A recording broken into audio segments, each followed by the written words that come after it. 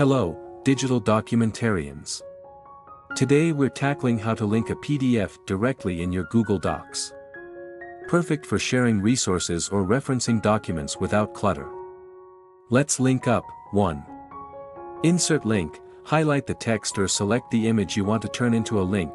Click the Insert Link icon in the toolbar or use the shortcut Ctrl-K, CMD-K on Mac. 2. Link to PDF. If your PDF is already online, paste the URL into the link field. If it's on your drive, click Google Drive in the link window, find your PDF, and select it. 3. Apply link. Once you've selected or pasted your link, click Apply. Test your link.